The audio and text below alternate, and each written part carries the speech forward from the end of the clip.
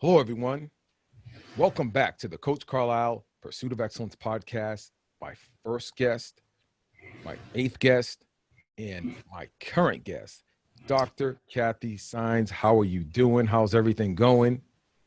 Hello. Thank you so much for the invitation. This is awesome. Always a pleasure.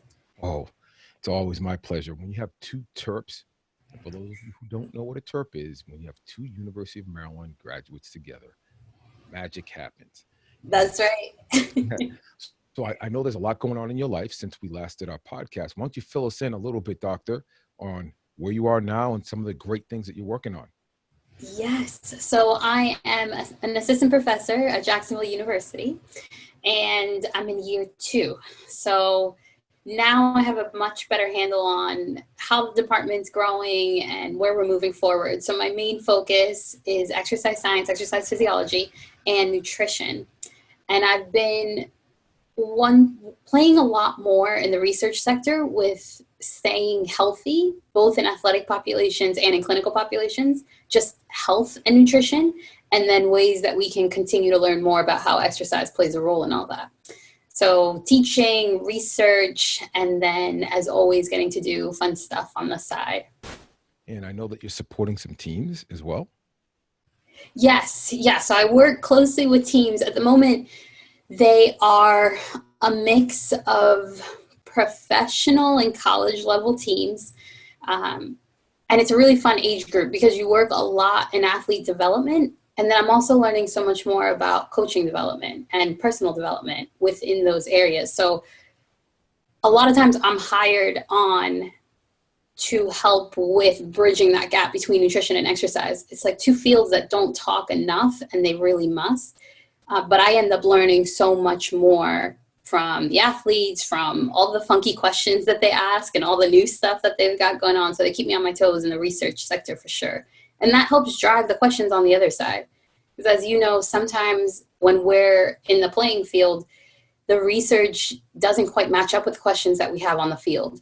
So these experiences really let me bring those things together and learn a lot and help bring that to the people that are actually using it.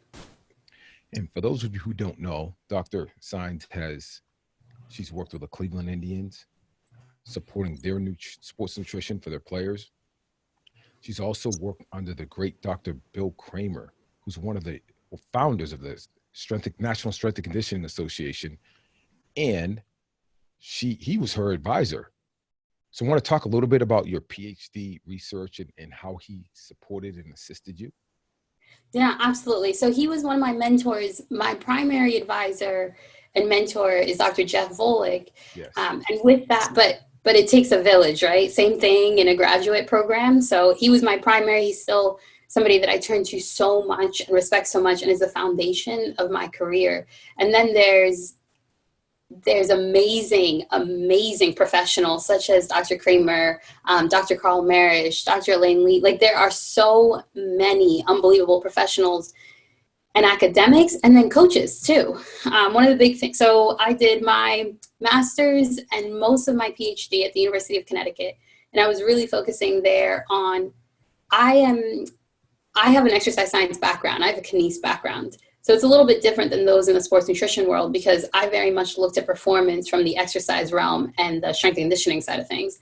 And it wasn't until that I got later in my master's and into my PhD that I realized, we don't have to stop at just supplements for performance. We can look at the whole diet. Like you are looking at just a piece of the pie if you're just looking at supplements.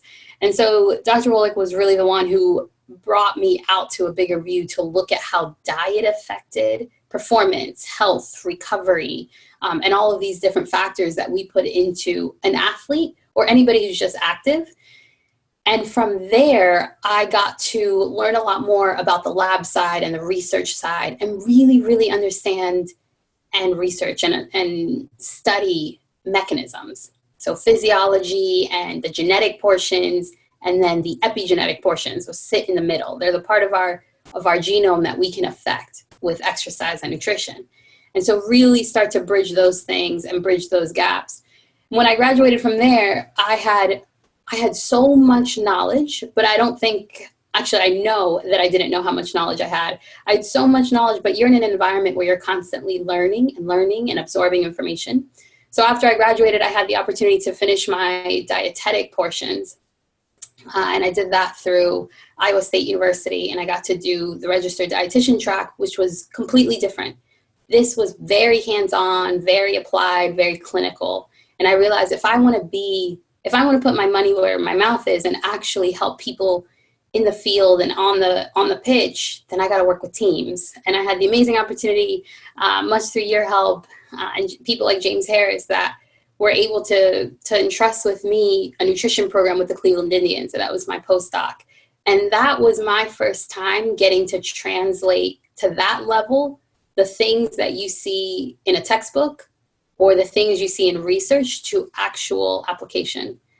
And it was unreal. It was different cultures, different ages, different training ages, different developments, different clinical aspects, and then sport aspects and performance. And the professional sports world, as you know, is a whole new world as well. It's so distinct.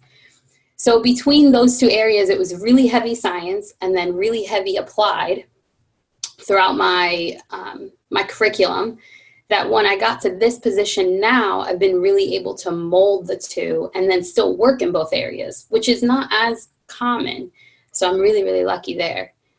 And when I look at a key family member that you have, your husband, Chris Caccino, who I had the privilege of working with at Purdue University, you want to talk a little bit about his current position with the Cleveland Indians and how you two support one another as it relates to athletes and supporting their nutrition needs and so forth.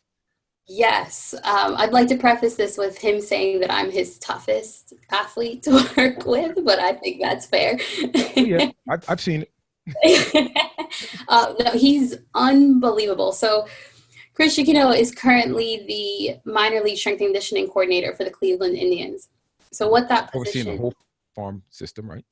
Exactly. What that position does is it is developing the strength and conditioning, developing athletes from the point of view of strength and conditioning from rookie ball and even a little bit younger, all the way up until they're ready to transition into the major leagues. So you're talking about a coach that understands a training age of a 16-year-old that's never been in a weight room compared to somebody that might be in the system for 10 years, maybe played college ball and has a much higher training age, but whose body's in a different spot. They all have the same goals. You're trying to make it to the big leagues. And his role and what he's really excellent at is being able to identify how to properly develop an athlete safely, but to the maximum of their physical performance. And that's a tight line that you've got to walk sometimes. And he has a really unique background as well, because he did his master's in strength and conditioning and exercise science. We met at the University of Connecticut. So he also is a student of Dr. Kramer. But his undergrad is in exercise science and athletic training. So as you know, he has a really unique way of looking at the body, both from that sports medicine side, but he's not scared to push from that performance side because he understands where the body can move and how it can move. And as any great coach, turns to his mentors, turns to research, turns to his wife to have these conversations. Yeah. All right. That's fascinating. You're around it. You have a 360-degree experience with performance training and nutrition. Let's dive into the focus of our topic here, which is athletic performance and how sports nutrition can support great athletic performance. So when we look at what is sports nutrition, let's start there. I mean, there's so many different ways of looking at it, but from your perspective, what is sports nutrition and why should you adopt a proper sports nutrition approach to helping to support performance on the field? What is sport performance? So I've started to define it by 3 primary layers. You need to have a healthy individual, or an individual that is working towards health first and foremost. You need to be able to support all the demands that come with performance. That's layer 2. And the third layer is you need to be able to recover at the speed that your exercise demands or your performance demands. So we're looking at health, performance, and recovery. And so I think sports nutrition is your foundation for each, definitely for the health portion, and then supports performance and is a foundation or helps with recovery.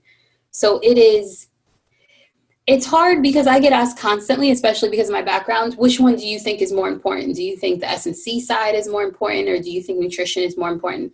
And S&C stands for strength and conditioning, everyone.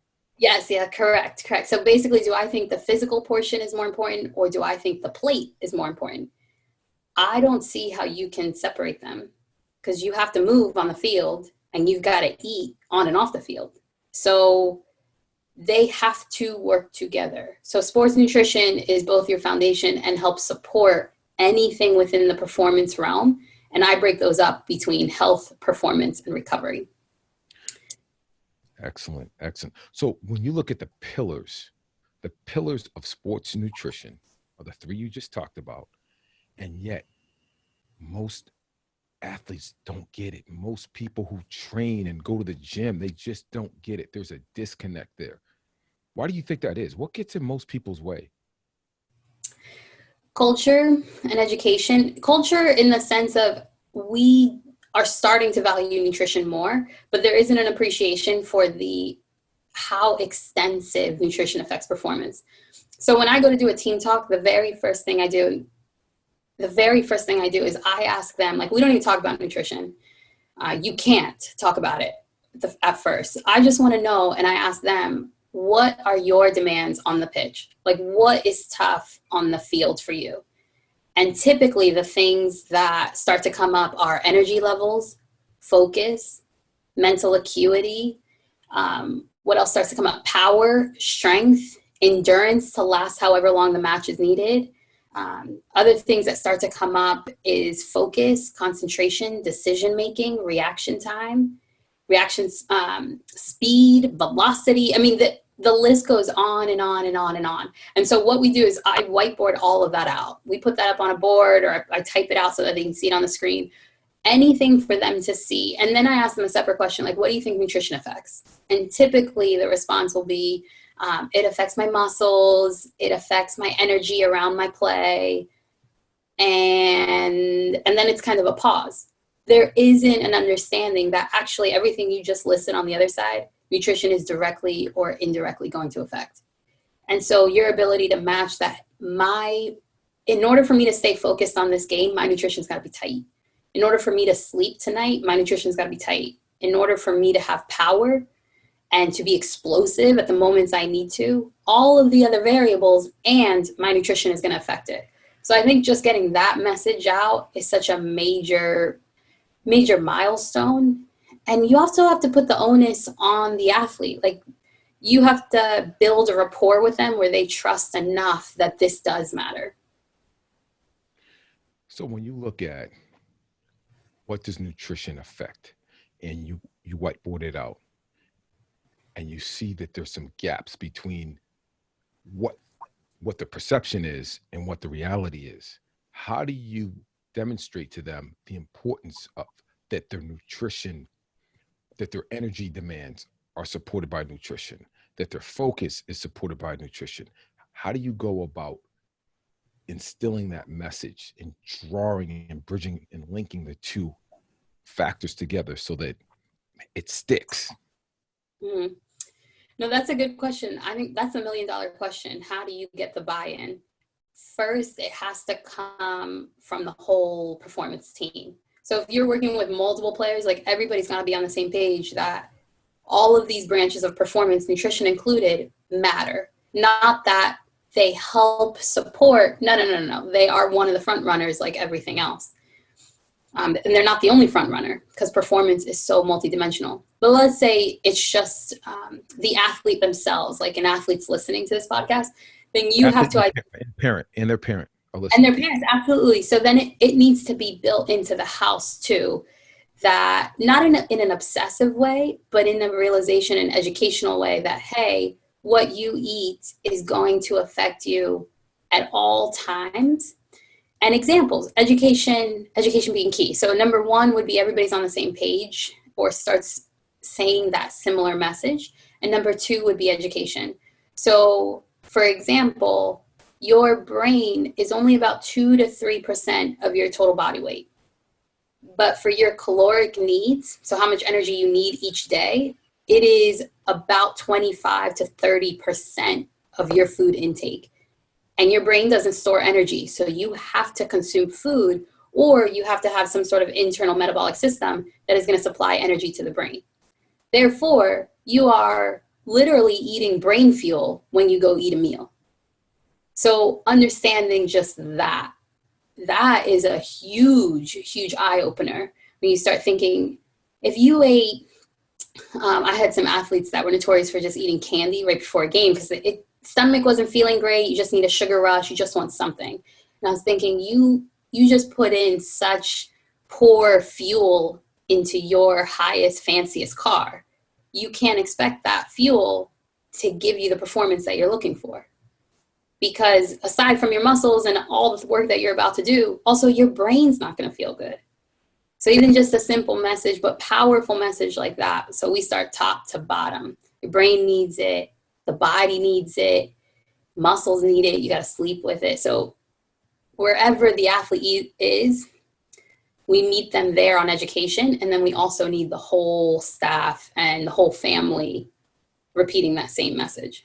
All right, Doc, I'm going to give you a scenario that a typical high school athlete faces. When I say typical, a really good high school athlete that plays high school ball, they may play on various club teams, like a high-level AAU team. They're training. So training separate. We're talking S&C workouts, strength and conditioning workouts. So they may have a practice or two. They've got schoolwork. They have school. So if we started from the time that they wake up until the time that they go to bed, let's assume, all right, so I'm going to give you a scenario. They get up in the morning. They're going to go to school. They're in school from 7:30 until 2 o'clock. Then they go and train or practice from 2:30 to say 5:30. They get in the car. They come in for a training session from 6 to 7, and they go home. Possibly, you're gonna plug in all the holes for the nutrition and what they need in order to achieve optimal performance. But they'll go home, and at that point they do blank, and then they go to bed. So walk us through what it should look like. What should it look like if I'm a parent trying to support my athletic child? Fill the gaps in for us. They are busy. Hopefully they sleep well at night. They'll be tired and tuckered out, and getting all their homework done too. But the very first thought that comes to mind from a nutrition standpoint is calories, total calories. In the morning. So we're starting in the morning. We're going to go in the morning and work through the evening when they wake up. So you do have to individualize it, and you do have to identify, like, is it going to be typically the male athletes, especially that age group, like the boys are going to eat a lot more. The girls are going to be hungry too. They might just not honor that hunger. That's very stereotypical. That's really divisive, but that seems to be more of what you'll see, a more common trait that you'll see. The girls are going to restrict a lot more. The boys are going to be really hungry. But both sets of kids aren't really putting an emphasis on breakfast. So the very first thing is you have to get breakfast in. And every single meal for that child should have, for the whole day, their essential nutrients. So what essential nutrients are is any nutrient that you have to get from food. We only have essential and non-essential nutrients. The very first part of essential nutrients are all your vitamins and minerals. So where do you get vitamins and minerals? Primarily from whole foods. So if you're eating a lot of sugary cereals, if you're eating a lot of baked goods like a muffin, even a granola bar, if you're running out the door with a granola bar and an orange juice, you just missed out on a primary spot for calories. So in the morning, you would need something protein, something carb, something fat, like an actual meal. So that can look like a lot of different things. An example could be like 2 or 3 scrambled eggs, cooked in some sort of olive oil or something of that nature. If it's a mixed diet, maybe they have a side of oatmeal with fruit in it, or they have a yogurt with fruit, some sort of breakfast meat if they like that, and then maybe even that egg scramble's got some veggies in it. You can throw in a piece of like 1 or 2 pieces of toast if it's one of the boys and they're really growing at that time, or they're really, really growing and active. But that right there is a 500 to 700 calorie breakfast minimum. Now, I don't like to put calories out because it is so individualized. They are going to be so variable. But at least to know you have a breakfast, you have a protein, you have a carb, you have a fat, but you have a real meal for breakfast. So again, a granola bar with an orange juice, or even a granola bar with a Gatorade running out the door, a sports drink of some type. You just missed out on key nutrients that are needed for them to grow, key nutrients for them needed for their performance, and most importantly for their recovery so they're okay the next day. And from there, I would take them with a snack. So you've got breakfast, a snack, midday that they might be able to sneak in the hallway. So a snack is some sort of fruit or veggie, or maybe some easy protein. So a protein shake or beef jerky. If it's plant-based, you can do something that's more plant-based protein, or nuts or seeds, anything of that nature at that time for a quick snack. Then a full lunch. You need an actual lunch, a sit-down lunch. So that could look like a sandwich with fruit and maybe another yogurt. It could look like a salad, but a dense salad, not just lettuce with a little bit of veggie in there. Like add at least 5 ingredients and make sure at least one of them is protein and the dressing has some oil or fat base to it. And a side, something whole food. From there, you want another snack in the afternoon before that practice. You'd want dinner if you can squeeze it in. If you can't squeeze it in, then some sort of protein shake that maybe was pre-made, and it was pre-made with some fruits and veggies in it, or peanut butter or something of that nature. And then they are going to go train, and I'd have another meal after that, either right before that training or after, as long as it's not going to upset the stomach. But a meal, not a snack at that point. If they're not ready for a meal, which they might not be, then at least a snack. And then to finish it out at night for the boys, or if it's anybody taller or that's particularly growing at that point, right before bed, like a glass of milk, something like that before they brush their teeth. So to summarize, I would put 3 to 5 meals, 2 to 4 snacks, and proper hydration throughout the day. The meal should look like something whole food, so something fruits and veggies, something protein, whichever style of protein that fits you best, something that's going to be a complex carb. So think whole grain toast or brown rice, whole grain bagel, anything of that nature. If it's within their diet, if they're trying to cut weight or if they're trying to make weight, if it's something that's weight sensitive, I'd remove that part of it. And then make sure you're getting in fats like olive oil or avocado oil at each of those main meals. So it's some work. Yeah, no doubt. Let's talk about this. Let's talk about energy needs for field sports versus sports such as strength power sports, one event type sports, such track. Right, I'm a long jumper. I come down, I pop one long jump.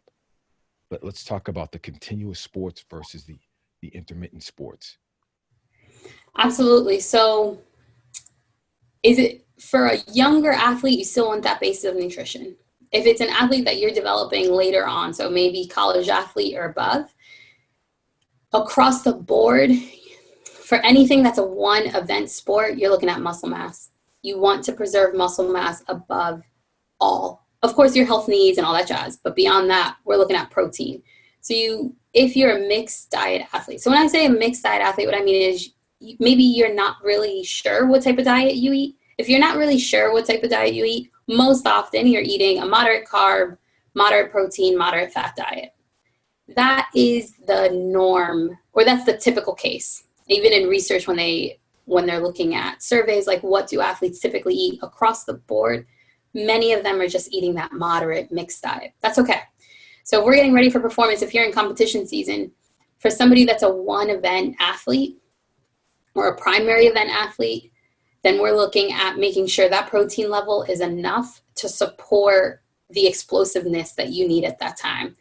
The things that you're doing in the gym and the way that you're training are very much your short energy cycles. That's your PCR cycle, your phosphagen creatine cycle, or your anaerobic cycles. So at that point, let's park it right there for one quick second. Yeah. Why don't you give the viewers more in-depth perspective on PC system as well as anaerobic system and match sports to those. Give them examples of sports and why fueling those are really important, fueling them properly. So when we're breaking it down in this sense, there's a couple of different ways to look at it. If you're looking at energy of sport, there's 3 primary energy systems.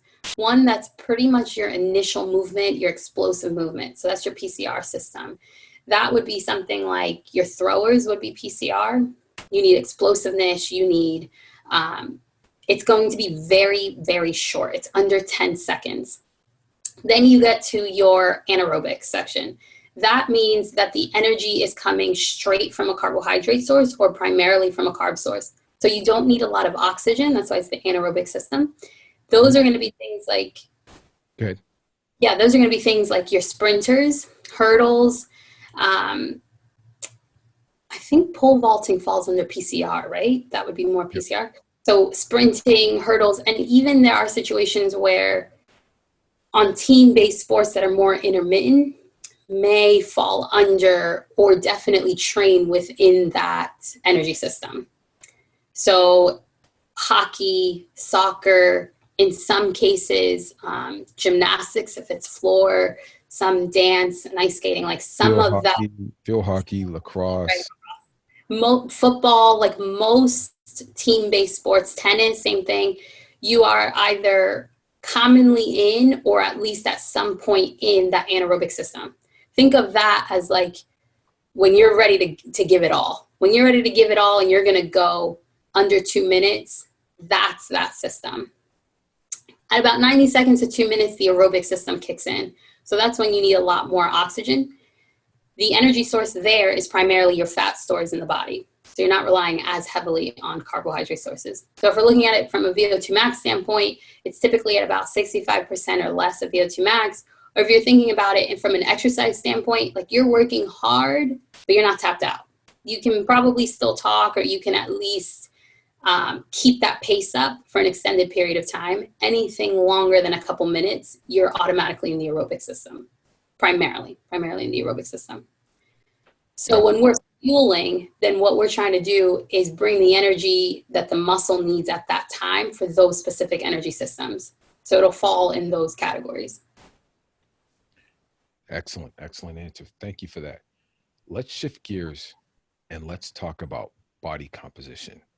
If you could explain to the audience what body composition is and how best to use the information that a sound body composition, or should I say a reliable body composition assessment delivers, how best to use that.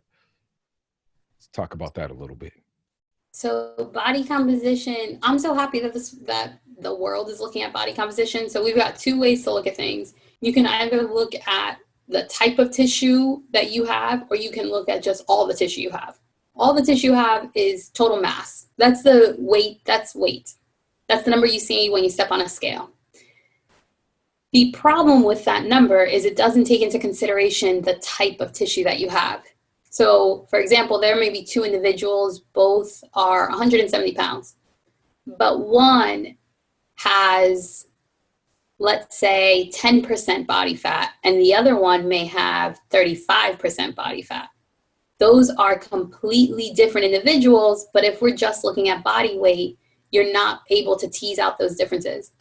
The reason why body composition and teasing out those differences matter so much is because they directly relate to your health, directly relate to your performance, and directly relate to your recovery. And the reason is because your percentage of muscle mass to body fat affects health markers, first and foremost, which the list can go on and on. Performance markers such as your power to weight ratio, force and velocity development, and your endurance, your ability to change direction, your ability to move mass, all of that falls under a higher muscle mass percentage. And then on the recovery side, those with improved body composition have improved recovery because fat has a lot of signals to it that may release inflammatory responses or oxidative responses that lead to a lot more damage or inhibit the recovery process. So body composition matters a lot because you want to be able to understand, do I have the right amount of muscle mass to support the physical demands? Now, body composition can also tell you when the body fat is too low. Often we're worried about getting it lower. Sometimes it does fall too low, and that is a risk factor for all three of those things. It's a major risk factor for health. That can take you out of your sport. Big risk factor for performance, and a huge risk factor for recovery. You're not able to support the demands on you. So every single sport, once you get to the level where you're measuring body composition, each sport has started to identify where body composition sits best. In general, just for an active individual or a healthy individual, body composition for women around 20 to 28% seems to be where many seem to sit. And for the gentleman, it's typically somewhere around that 8 to 15%, but it is very sport specific once you're at that level of sport, where it's lower or higher than that. From there, body composition can be measured in a lot of different ways. And just as a preface, every single body composition way that you measure has some level of error, some level. It's just identifying which one is best for what you've got in front of you. So the way you identify different types of body composition is they're called like different types of models. You have a 2D, a 3D, a 4D. The higher the number, the more ways that you're assessing body composition and the more compartments that you're assessing for body composition. Body composition deals with muscle mass, body fat, bone mineral density, so how dense the bones are, and your total body water content. The water and your total body water actually has an effect on your body composition. The choice of body composition method that you have access to or that you rely on will measure at least 2 of those 4. The only one that's not going to do that, and it's not a true body composition method, but it's one that anybody can do in their house, so it's accessible to everybody, is a waist circumference or a waist to hip. So basically, you take a tape measure. There are ones that are specific to the body, but you're able to measure around your waist. That is indicative of a lot of health markers. So you want to make sure that people are healthy. You're able to see fat that might be around the belly or what the ratio is between your waist to your hip. So that's one way. It's not true body composition, but it's a way to assess health through body measuring. That's way better than just the body scale. Body scale is like, let's put that away. We'll use that as a benchmark, but let's put it away. Now, there are some body composition devices that will derive a BMR, a basal metabolic rate, from that. So let's talk about why a BMR is important and then how you use a BMR to support desired body composition changes. Yeah, absolutely. And just quickly, like I said, we don't want to pay attention to the scale. Like the scale is a good indicator to be observed of, but definitely not to obsess over, because it just doesn't tell you the whole story. You could have just worked out for 10 months, put on a lot of muscle mass, lost a lot of body fat, but still be the same weight because they equal out. So it's just a really misleading number. So when it comes to body composition and we're looking at what affects body composition, exercise affects body composition, especially your ability to add on muscle mass, which is going to be done through some sort of resistance training or loading the body. Endurance is going to drop total body weight, but most endurance styles of exercise aren't really changing body composition. So if your goal is to add on muscle or to decrease body fat or some combination of that, then you've got to hit the weight room. Now, in order to hit the weight room and support those changes, then you have to eat right. And how do you know how to eat right? There's a lot of intuitive styles that we can go into, but if we're looking at an actual number, like if I need data that says this is how much I need for this individual to either decrease, maintain, or increase weight, then that basal metabolic rate, what it tells you is the basic caloric needs your body needs just to survive. So most of your calories are actually just to live. Most of your calories are to keep the brain functioning, to keep your heart pumping, the kidneys cycling. Like there is so much that our body does every single second of the day. And that's where the majority of our calories are expended. What we do is add on top of that how much exercise we have, what our energy demands are, possibly what our stressors are. So if you're in a high stress situation, so our tactical athletes, then we add on additional calories because anytime the body expends energy, you need to supply it with energy. So for BMR, and BMR is the direct measurement. You actually can't really measure it unless you're in a very specific lab setting. Most people are going to do what's called the resting metabolic rate. Those body composition measurements can give you an estimate, but it's not an actual direct measurement of what you've got. In order to do a true resting metabolic rate, it's a lab-based test. It's really easy. It's probably the best test that you can ever do. Basically, you just go into a lab. They put this astronaut hood over you where you can collect all the gases that you're inhaling and exhaling and just try not to sleep. That's all you got to do. When body composition techniques come out with BMR, what they're using is a calculation that's an estimate of the RMR. They're using a couple numbers. They use sometimes age, height, weight, activity, and a series of different calculations that go into that number. So I do tell people to use that number cautiously. Sometimes it can be upwards of 30 to 50% off of what you actually need. However, it's a good estimate and it tells you what you basically need. So let's walk through a scenario. If someone was using a BMR and they wanted to increase their lean mass, how do you use that BMR number? Just walk us through. These aren't exact numbers, but just walk us through how someone could use those numbers to be able to achieve their goal. Yeah, absolutely. I do this in the lab constantly. This is probably the test that I run the most and that my colleagues run the most. So what an individual does is we're able to assess your percentage of carbohydrate to fat through that test. But long story short, the test is going to pump out a number for you, and it identifies what the individual is using at total rest or at as restful as we can get it. That's your baseline calories. It's common to see that number somewhere between like 1,100 and 1,500. So that means at minimum, just to live, your body needs at least 1,500 calories so that your heart can keep working and it gets the energy it needs. From there, we add on what's called an activity factor. The activity factor is going to match whatever level of movement that individual is doing. So if you're a really high level athlete, you might be, activity factors go anywhere from 1 to 1.7 or 1.9. So Olympic athletes are like 1.9. If you are in season, you might be closer to 1.7. If you're out of season and you're not doing much, or if you're injured, you might be closer to 1.2 or 1.3.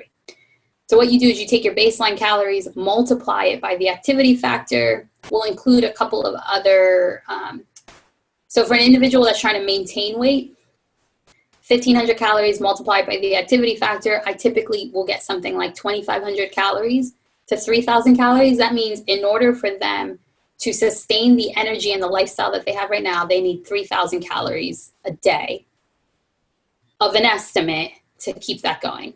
The next thing we do is we make sure that your macronutrient composition starts to come in. So that's my specialty. What percentage of carbs, fat, and protein do we break it down into so that we match whatever part of the season that you're in? Are you in season? Is it pre-season? Are you out of season? Are you trying to add on muscle mass, or are you trying to decrease body fat? All of those questions, or are you someone that's trying to sleep better? Any of those questions we do after we get total calories. Now, if you don't have access to a body composition or to a resting metabolic rate test, there are calculations online. There are ones that are clinical that someone like a dietitian would use for somebody in a hospital. So this test isn't just used in athletics. If we're talking about someone who's in a coma, we want to make sure that we keep them nice and steady as well. So it's the same idea. How much does your body need at total and complete rest? And then what are your demands on top of it that we need to factor in? So there are calculations online that you can do outside of the machine, but like I said, if it's a clinical one, it can be 30 to 50% off of what your actual calorie needs are. And if it's more exercise-based, you just want to make sure you're working with a professional who'd be able to identify which calculation would be best for you. But a lot goes into it. Yes. A lot goes into it. Yeah. I know that we're going to shift gears again. I know you've had a lot of experience with keto diet. Yes. Yep. Okay. What is keto diet? Why is it so big? What isn't keto diet? Most people think that keto diet is.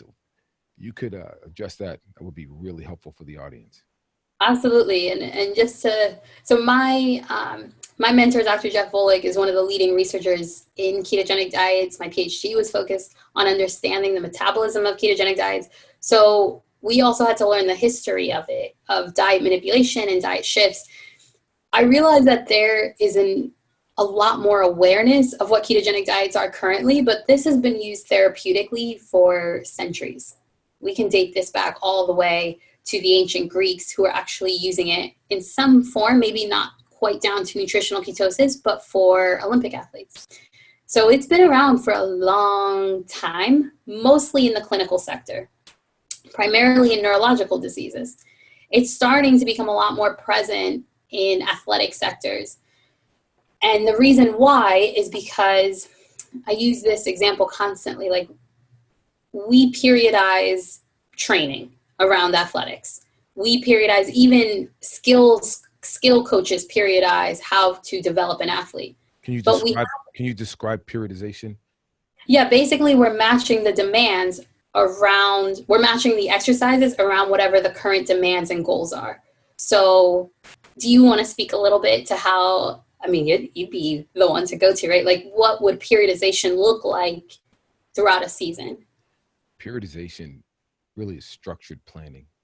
And you start a periodization approach by working backwards. So if you took a track athlete, for example, and let's say the goal is to get them to NCAA championship. So you would work backwards in terms of structuring your training program, and you're manipulating load, you're manipulating intensity, volume, rest, recovery, and all those factors week to week to week to week to help move them forward in the training process. So you're manipulating stress, rest, recovery to elicit a certain response that hopefully results in them reaching their peak performance at the given time that they need to. That's absolutely right. So the highlighted message is that there's so much science that goes into structuring a program. It's not the same program every single day when you walk in. However, when it comes to our nutrition, especially sports nutrition, has for some reason stayed pretty similar year round. And so what we're starting to play around with a lot more as a community is periodizing it. And that looks really different to a lot of different folks. For me, I'm not scared, and also rely heavily on research that's been done or developing research projects to understand how high do we need to actually need to take those carbohydrates, and how low can we take those carbohydrates to elicit the goals on that health, performance, and recovery track for an individual athlete. So for a ketogenic diet, it's just manipulating the goals a little. It's just manipulating the food a little bit more. A ketogenic diet, a well-formulated ketogenic diet, is a high-fat, very low carbohydrate, but moderate protein diet. The way you can identify if you're in a ketogenic diet is, are you in what's called nutritional ketosis? So do you have an elevated level of ketones circulating in the body to a natural level? So often people will confuse nutritional ketosis with ketoacidosis. Ketoacidosis is what occurs in type 1 diabetics or anybody with major metabolic dysregulation. It is life-threatening. It is an immediate concern, immediate hospital visit. You're heading to the emergency room. What ketoacidosis is an enormously high level of ketones that are circulating in the body but it's occurring because fat metabolism has gone awry. Fat metabolism, carb metabolism have gone completely wacky, and they're now both competing for energy, and the liver and the body cannot put them under control. Nutritional ketosis, so ketoacidosis is typically happening at levels of 15, 20, and above of ketone levels. Nutritional ketosis is occurring at 0.5 to about 5 of ketones, and it is a normal, physiologically accepted rise in ketones in the body. And this is a fun fact that a lot of people don't realize. Ketones can go up in a lot of different settings. It's anytime you're primarily using fat for energy. So after a long endurance bout, it's not unusual to see ketones go up. In fact, that's a natural response. So when people are talking about, oh, it's so hard to get into ketosis, or it's so hard to get ketones to go up, everybody is using fat metabolism in some capacity. So everybody, regardless of the diet that you're on, has some level of ketones circulating in the body that can be measured at about 0.1 to 0.2, maybe 0.3 or 0.4 after an overnight fast. So when you wake up in the morning. Nutritional ketosis just takes that a little bit step further. Carbohydrates and fats are your main energy source. Though protein is used for so many things in the body, but it's not really used for energy. You're using carbs and fat. So what you're doing in a well-formulated ketogenic diet for an athlete is you're just changing around what energy sources you're relying on. So you're going to eat fat so that you can burn more fat, because now you're used to metabolizing and turning to fat more, only if you decrease carbohydrate levels to the level that's needed for you to kick into fat metabolism. So to put this into perspective, I look at it as if you're going to the bank, and carbs are my petty cash and fat is my savings account. So if I've got petty cash on me and I'm going to the grocery store, I'm probably going to use that cash. If I run out of cash, I'm going to turn to my savings account. So if you take the cash out of your hand in a very crude, it's a lot more dense than this, but in a very simple way, if you take the cash out of your hand and you turn to your card, then you can start using your fat metabolism more efficiently. So for athletes that are highly demanding of fat metabolism, like your endurance-based athletes, then that might be a consideration for your performance tactic. There's a couple reasons why you might consider it. Energy levels. Now all of a sudden you're not dipping and also peaking. You're nice and steady. The other thing that's being looked at is that ketogenic diets affect your recovery because it affects your inflammation.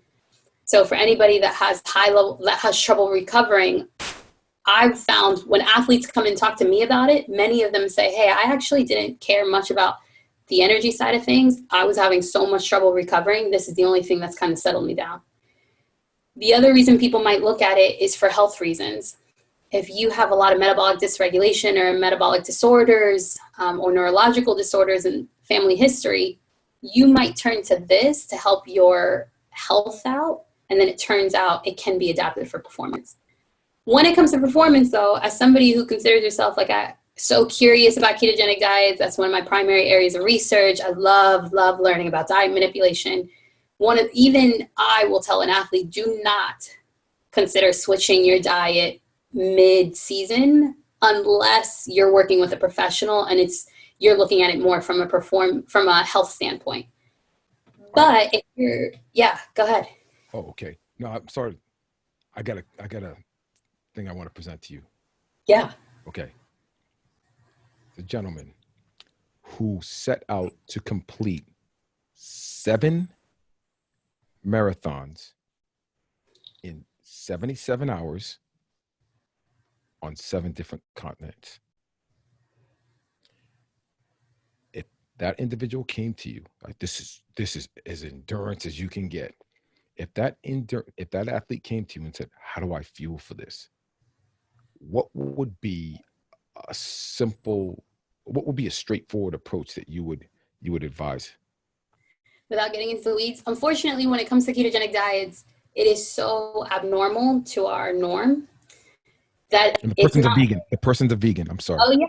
Yep. So fun fact, I have worked with vegan, ketogenic, ultra endurance, professional athletes. So it can be done. When it comes to any plant-based athlete, you just want to make sure they're getting enough calories and enough of the essential nutrients. So we start there. Like, can we just get you enough food for what you're about to do? Because that's a lot of spinach. But can we get you enough food? Yeah. We can. And it's actually not too bad on a ketogenic diet, because then we can also play around with a lot more plant-based proteins and a lot more fat. So olive oil, avocado oil, walnut oil, we can do coconut oil. There are so many oils. Oil has, or any type of fat has more calories than 1 gram of carb. So 1 gram of fat is higher than 1 gram of carb. In this situation, it really helps us because we can now get more calories in you without having to have a huge volume of food. So the straightforward approach would be, let's get enough calories. So we would do something like the calculation for the RMR, make sure that all their nutrients are balanced. And then your diet is primarily going to look like 70% fat, about 15 to 25% protein. Most athletes are going to sit around 20 to 25% protein, and 10% or under of carbohydrates. I say 10% because often for a ketogenic diet, we say 50 grams. 50 grams is true for someone who's doing more of a who has a metabolic dysregulation and wants to adopt a low carb diet. For athletes, however, we found that athletes can bump it up higher and really match their caloric expenditure. So a percentage works a lot better for them. So at 10%, now doing all of that, within about 3 to 4 days, I would hand them a ketone monitor. And how do you know if you're in nutritional ketosis and what's your benchmark? I have people measure glucose and ketones every day in the morning, fasted. And that's our indication, glucose to make sure that they're staying healthy and within realm. And ketones to make sure they're sitting somewhere between that 0.5 and 5. Most individuals are going to sit somewhere around that 1 to 2. That's where most are going to find themselves within a couple of weeks. And then making sure that our calories are enough and our foods support that. So we individualize it like crazy. What glucose value are you looking at? Normal glucose values, so 70 to 100, ideally 80 to 100. So that's what I'm saying, like, you have to stay healthy as an athlete. We don't talk about that enough. But we've got professional athletes that have abnormally high cholesterol or are pre-diabetic and have no idea. So that affects your performance and your recovery, but your longevity of your sport, in addition to all the health markers. So we make sure you're staying within that 80 to 100. Ketones around 0.5 to 1, 0.5 to 2. And then we look at symptomology.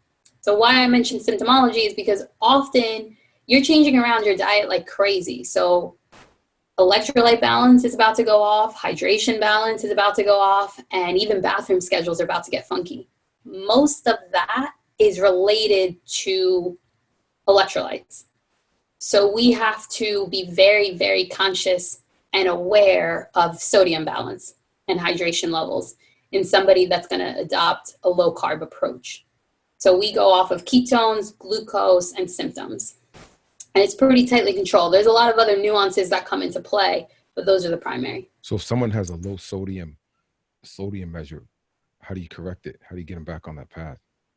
So going off of symptomology, so without doing a blood test, you can do a lot of things that are related to low sodium. So sometimes constipation is related to low sodium. Energy towards the end of exercise, especially if you found you've been sweating a lot, it might be related to or at least in part of your hydration.